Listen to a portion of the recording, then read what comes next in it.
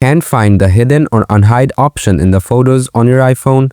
It can be annoying, especially when you need to access hidden photos. This usually happens when the hidden album is turned off in settings. In this guide, I'll show you how to fix it step by step. Let's get started. Solution 1. Enable to unhide the hidden album in settings. Open the settings app on your iPhone. Scroll down. Tap Apps. Scroll down to find the Photos app. Scroll to the bottom until you find the option called Show Hidden Album. Toggle the switch to On. This will make the hidden album visible in your Photos app under the Albums tab. After that, open Photos. Tap Profile. Scroll down. Find out Hidden Album. Ensure to enable it from here as well.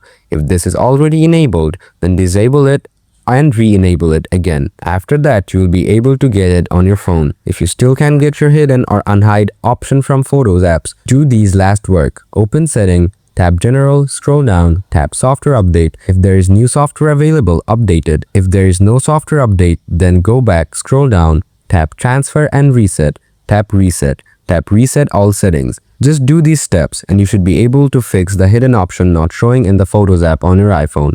If the issue is still there, you might need to contact Apple support for help.